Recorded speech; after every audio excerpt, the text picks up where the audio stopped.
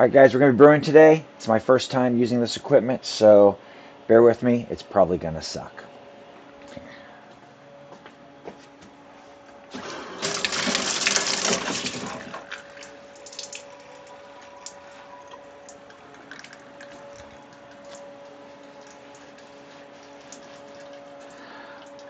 That's a little too slow. I like to get the water going slow. Give the filter time to do its job.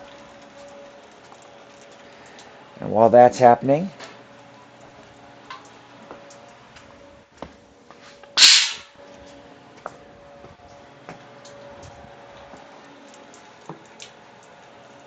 we'll pull the grain.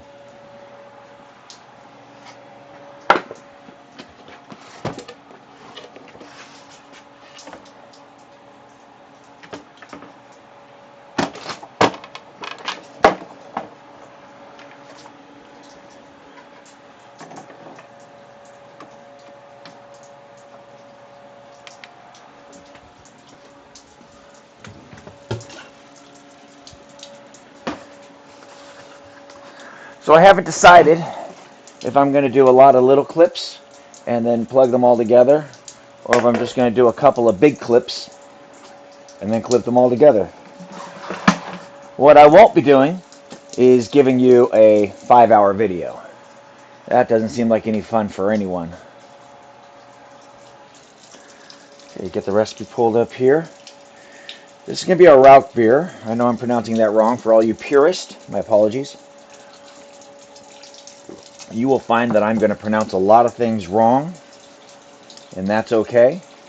And I will probably, I'll probably try to say one word and another word will come out my mouth, and that's probably not okay, but it is what it is. All right, let's get the recipe pulled up.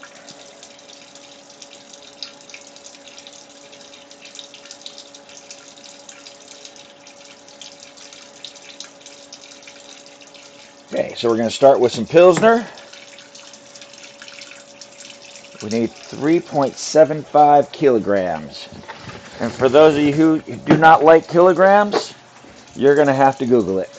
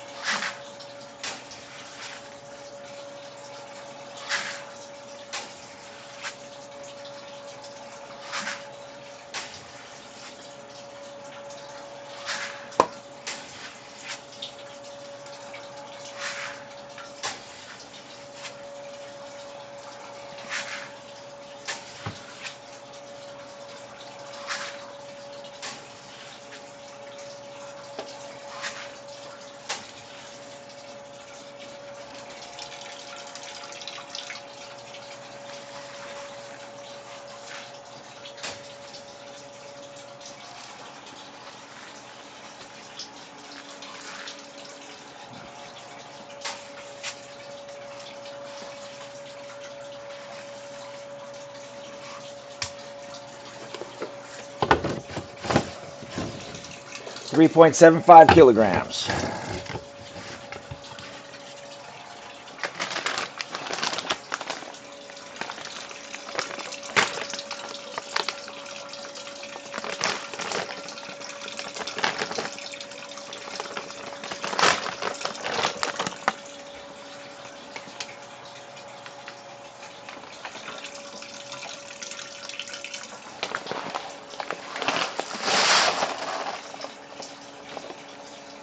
Okay, we're using Weyermann smoked malt.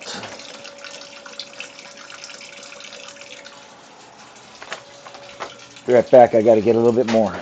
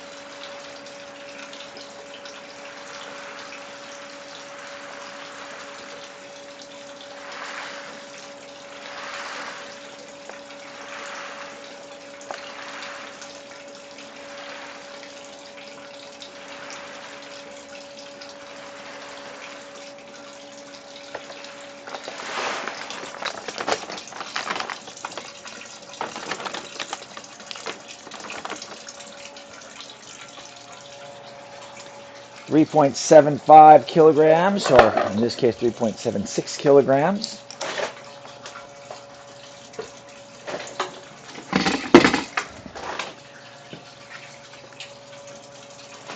Time for the Munich.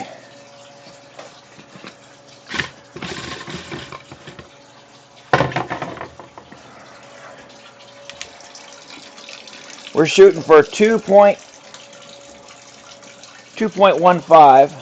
Oh, my camera's probably going to do this a lot.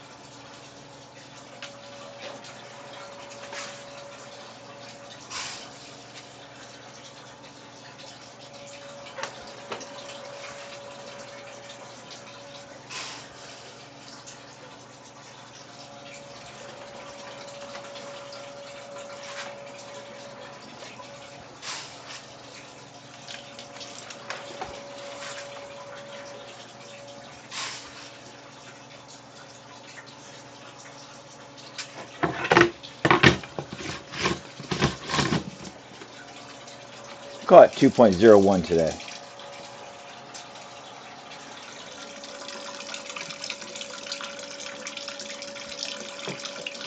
We're also going to be using a little bit of carafa today, about a quarter of a kilogram. The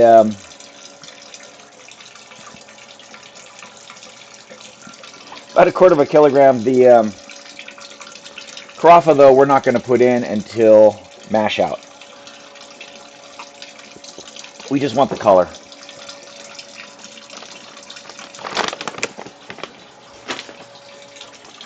Okay, I guess I'm going to go get this milled up, and I will be back in a minute. Okay, we're at the mill.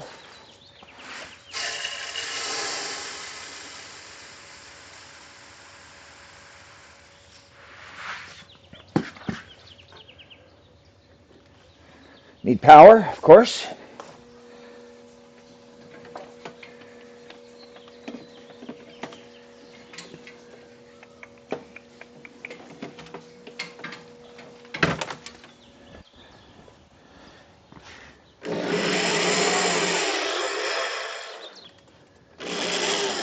Now's a good time to talk about the 3M mill. So the problem with these is they like to get jammed up. They get dust inside of them. So what you got to do is you got to stick your fingers in there, clear the line.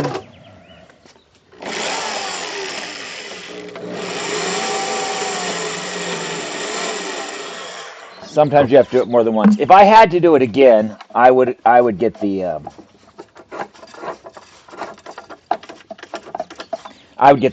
two roller. My understanding is the two roller doesn't do that.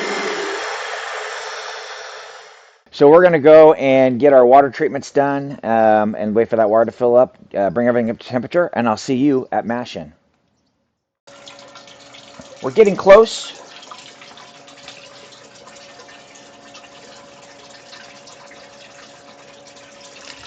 So while we let that water run in, we're going to go ahead and get our mineral additions set up.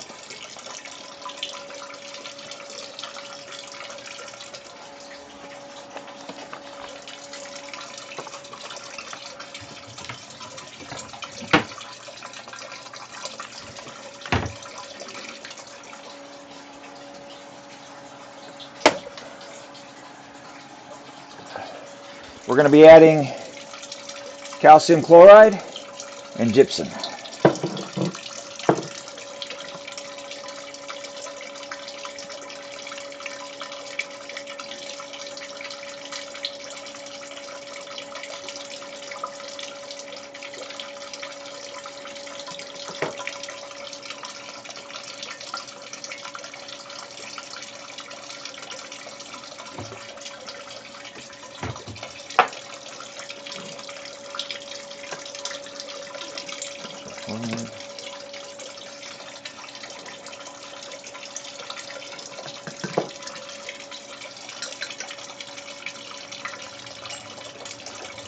I add quite a bit of chloride and calcium gypsum for this one. I'm doing about 4.3 milliliters. I'm sorry, 4.3 grams. There's those bad words getting in there.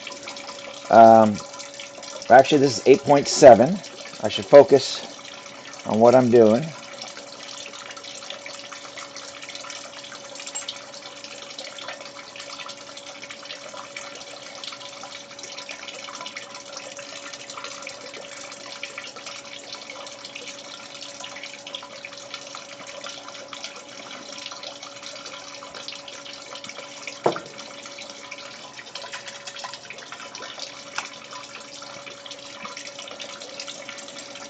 'And while we're at it, let's go ahead and get our sparge water set up. We're going to put another half a gram in the sparge.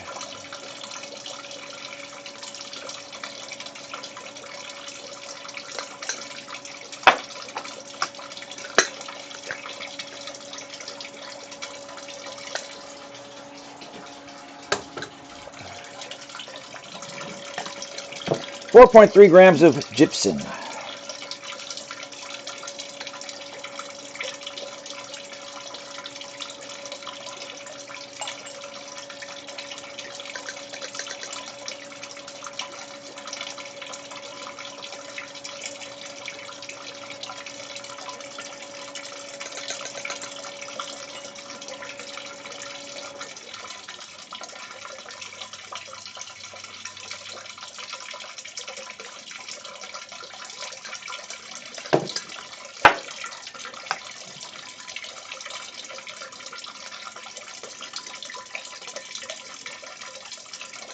Just a little bit.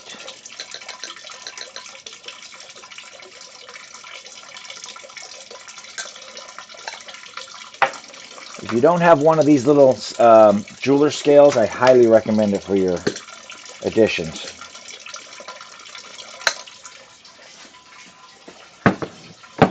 Okay.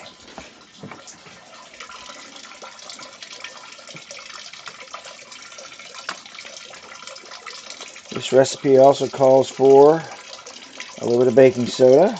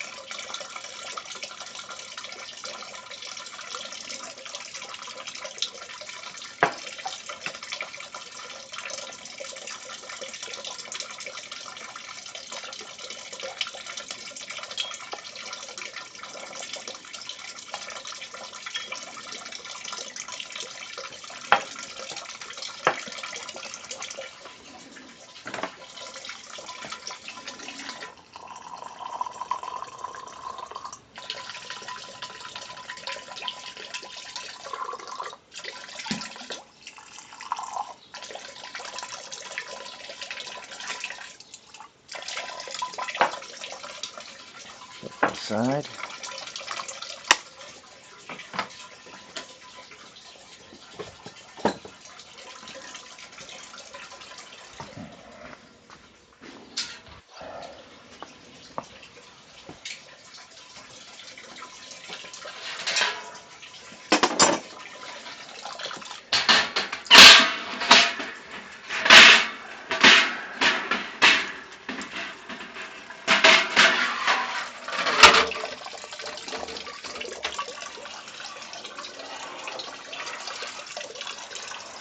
And now we wait. Okay, as you can see, we have reached our strike temperature and we are going to mash in. Let's see if this camera will do its job.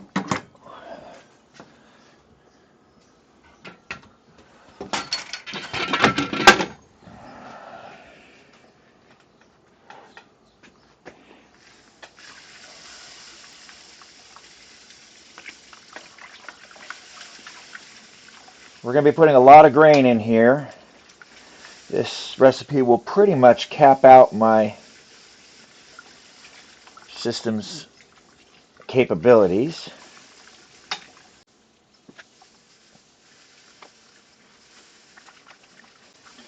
We'll be running full capacity.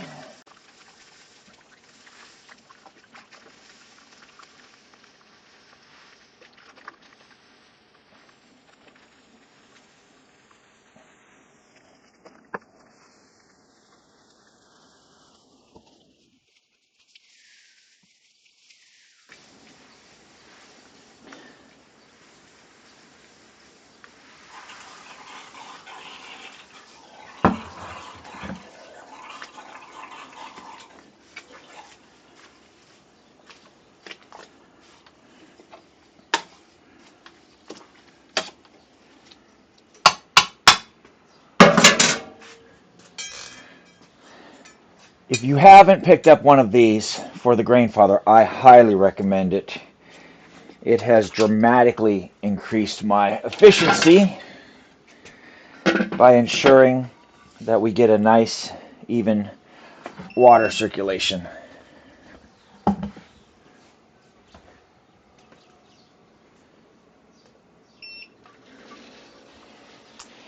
And if I can get the camera down here, we are in the mash. I'll come back when we pull the grain. Okay, we want to make sure we don't forget that carafa. We are effectively at mash out temperatures. We had a 4-step mash today.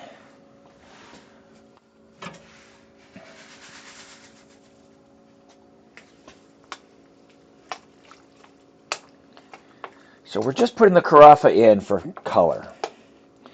And it doesn't need to be in there very long.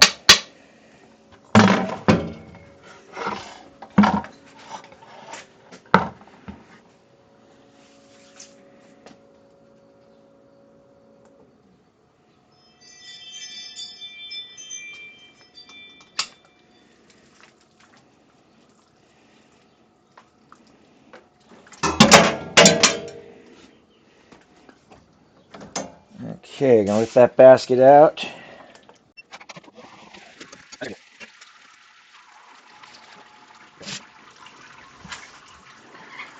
We're gonna let that sparge for just a little bit.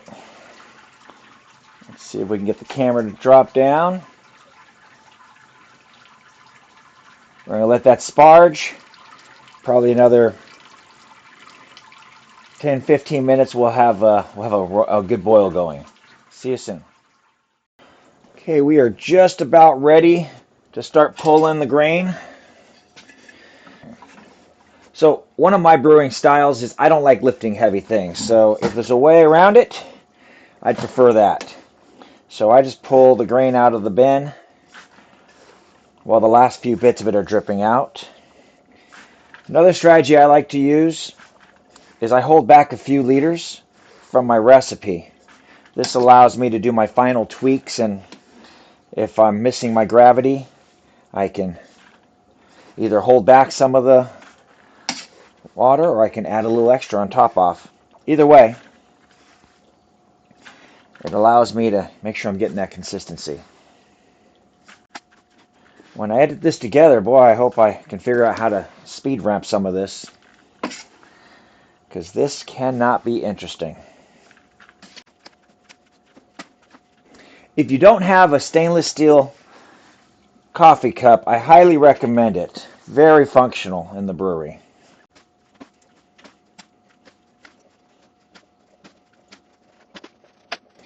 Appears I might have more grain than I have trash can. We'll make it work.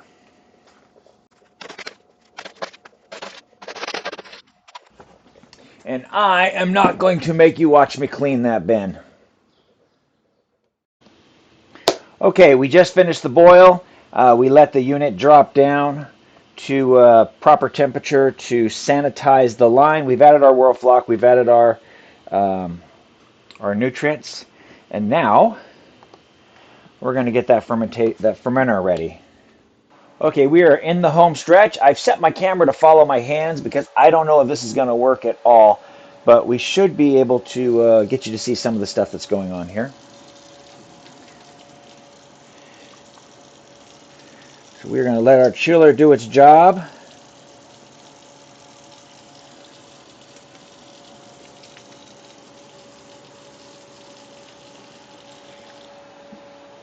my chiller over here, let's get that camera out of the way.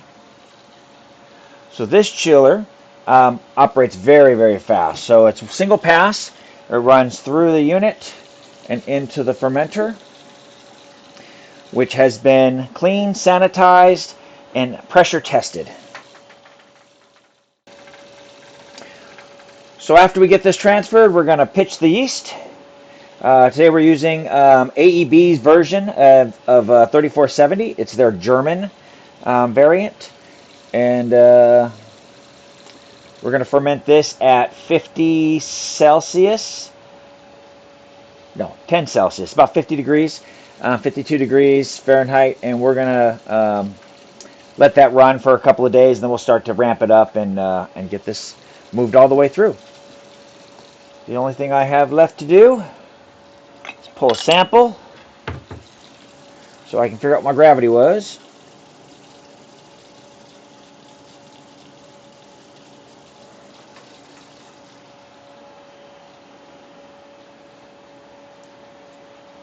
And since this is my first attempt, since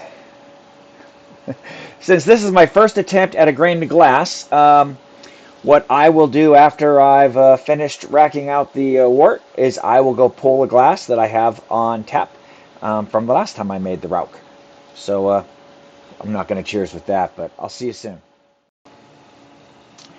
Just a quick note, our target was 1052 and we are at 1053, so not too bad for a day of doing multitasking. Now we are going to set this aside.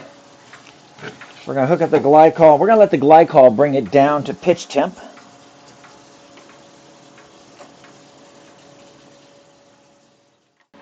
I hope you've enjoyed this grain to glass. I'll be back in just a minute and show you what this looks like in a glass. Otherwise, it's just grain to fermenter. See you in a minute. So there you have it. This is my very first grain to glass. This is the glass. This is my Rauchbier that I made a couple months ago, and trying to get this next batch down because this won't last very long. While I'm here, I guess I should do a shout out to all my friends over there at the Brew Club, keeping me honest. I should also do a quick shout out to my guys and gals over at the Inland Empire Brewers. I owe those guys a lot, and I also want to do a shout out to the folks over at the BrewTubers, because they encouraged me to put this little thing together. And I should also mention their sponsors, 5 Star and Wine and Beer Hobby. And that's my first, maybe my last grain to glass. Prost.